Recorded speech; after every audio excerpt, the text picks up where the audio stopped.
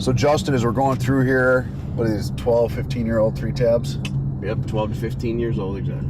So another thing, you know, you want to make sure we're setting these sales associates as we are in these older neighborhoods, because the buy ratio is going to be much higher. Right. Like if we're going through here and these are 3-year-old homes, you got 1.5, you know, 1.25 inch hail. Right. Obviously, your buy ratio is going to be less, and that's going to be demotivating for the sales guys. So another reason why leaders, I'm going to say leaders got to get out and scout, is you want to set your guys to be successful. Yep. And if you send new guys out, they're going to go to a 3-year-old roof, and they're not going to know the difference between a 3-year-old roof and a 15-year-old roof. Yep. And if that buy ratio sucks, and they get their first 3 adjustments denied, you could lose a sales associate. But yeah, this as you can see here, there's like all 3-tab shingles through here. I don't see any architecturals. That means that this neighborhood it could be blown wide open. These are all 12 to 15-year-old roofs. Not one of them have been replaced that I can see, that I've seen so far, out of 400 homes. So we got visible signs of wind damage. You can even see wind lift on the shingles from here in the field up there. So another reason leaders got to get out and scout is, you know, obviously you want your guys not in low income, high rental areas. You're gonna have problems collecting. Notice here they take care of their lawns well. They got some good little landscaping going on. So these are you know, these are good middle class neighborhoods where people are gonna pay their bills. Okay, let's go to, there's a nice swath that's right in the red. It's got Wolf Trail. I'm gonna drop a marker on a house. Typically we're in a hailstorm. When we get in the middle of this swath, we should start seeing a couple roofing signs. We might see some more roofing companies. It's almost just like a regular navigation map. You can literally track your real-time location and find out where you are and with inside the swath. To the storm. Yeah. And it literally, as you're driving, you can mark new spots and see how the hail size is increasing. Yep. It's 1.25 out there. It's at 1.75 now. A lot of more tornadic and wind damage here. We got more tarps. A lot of more sporadic wind damage. These roofs are a little newer in here. The subdivision not old at all. 7 years old. They're under 5 years. Yeah, 3 tabs. Sure. But this is 1.75 to 2. So maybe have someone do a spot inspection here and see if it's worthwhile. Yeah. You know. So what I could do is just drop a pin on location. Drop a pin and maybe do 1 or 2 inspections and see if it actually created damage. Otherwise, it's a waste of time. Yeah. Well, you can see some wind right there. See the tab flip? Yeah, we got wind lift. So it might be a little older than I gave it credit for. All right, but what we're doing is we're moving north towards a golf course here. What we're hoping to find is maybe some pockets of some big homes here before the competition does, and give the guys another target area. Try here. Let's see if we can get in this gated community to our left. We got about 300 homes back there. Yeah. All right. There we go. This is open. Bingo. Again, we're in a red swath. Regency Oaks. Take that later. We got 2-story steeps. 3 tabs. They look a little older. Yep. Those are 12, 15 years old. That's a buy. These are great. These are older. A little bit older.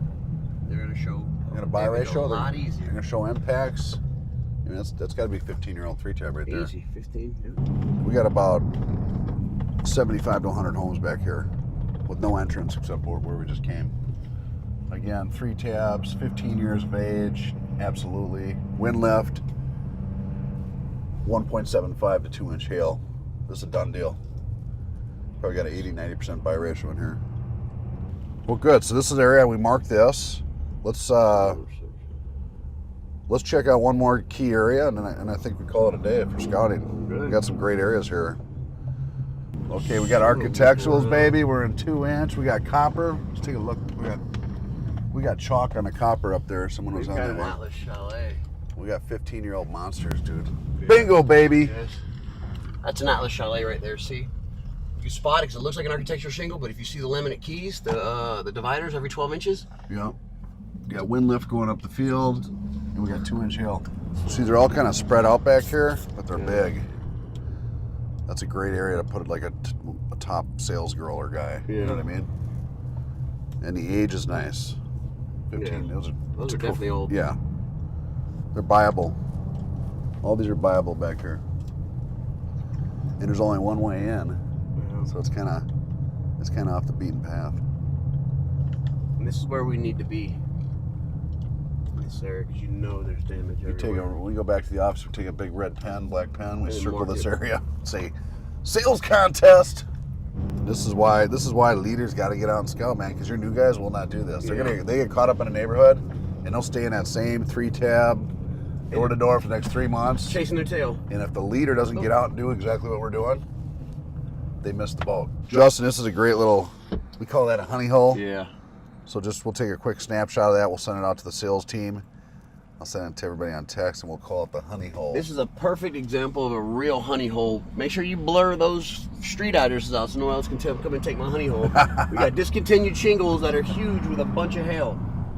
So Justin, we found this, you know, we did this where the tornado came through, obviously. It's just massive damage. There's lots of contractors. This is where everybody's at. Full of blue tarps. You know everybody's over here. It's where everybody's at. So, you know, the secret is, and it's not really a secret, but you're doing the right thing, man. You have your guys not focused in here. Yep. Because this is going to be a lot of, involvement with the customers. I rest assured they're getting a lot of bids because we're talking about some structural work here, Yeah. right? Yeah, this is where you're going to find most of the contractors are trying to come in here and pick up this the tornado damage. Nobody's really focusing on the outskirts, so that's where we're at, and that's where we're putting our focus. Because in here, I mean, everybody's trying to step on each other's toes. You know, you got people probably double knocking behind each other. You got people knocking on doors saying, you know, waving deductibles, because this is a saturated area. I mean, obviously, look at all the yard signs, the tarps are up. But this is exactly why we're not seeing anybody in the hail areas. Exactly, because they're all here. And if you actually did the math, the hail claims out there are 10 times greater in volume than where we're at right now in ground zero. Oh, absolutely. Absolutely. The game for the next year and a half is going to be that hail, and this is going to be signed up very quickly. So the idea is, counter strategy is to encircle this and not put your guys in here, focus on a hail and then work your way back. Yep, exactly. And as these guys finish up their projects here, they're going to start wanting to scoot out to the outskirts. I won't lie, though, as a contractor, this is kind of stuff that gets you excited, man. You want to get out here and like hustle, but I don't even think I'd want my newer sales associates focused on this type of stuff. Because we're going to get into some structural stuff here. Yeah, when you start getting into structural, that's a whole different ball game, especially for your new people or your sales guys or canvassers. They don't really need to be messing with this type of stuff. This type of damage is meant for the good guys. Yeah, they need to know what they're talking about. Especially when you meet an adjuster out here, they're going to eat you alive if you don't know what the hell you're talking about, you know? Well, I'll tell you what, now I understand why we saw no contractors in the hill areas. Yeah. This makes a lot of sense. So, man, that was a good little scouting trip. I think, you know, you got 7 sales associates now. Yeah. I think you can do 10 million on a storm, maybe 15 million. Yeah. But 10's a good number. But you're gonna need 20. You're gonna need 20 guys. Yeah. So you got 7 now, because what's gonna happen is not everyone's gonna become $1 million producer. That's not possible. But if you get out of those 20, you know, we'll put them through the training. This is a good storm. I mean, there's some good stuff here. If we get 5 of those guys to shoot for $1 million each, get them on $1 million producer level. The other 15, to be honest, probably gonna be about $300,000 to $500,000 a year each. Yeah. If you know what I mean, because they're gonna average out. That's how it works. And that's how we hit our 10 million. That's a numbers game. So 20 sales associates is a goal. Really crank them up through that virtual training program and just run it like an assembly line. Yeah. You know what I mean? Yeah, it's definitely a good start. And I think those numbers are realistic based on the damage that we've seen so far. And it was good to have you guys up and help us with the training and introduce it to us and show us how it works, because I had managers in there. I had brand new people that green beans in there, and they're all out beating the streets today. So it's definitely a good start to it.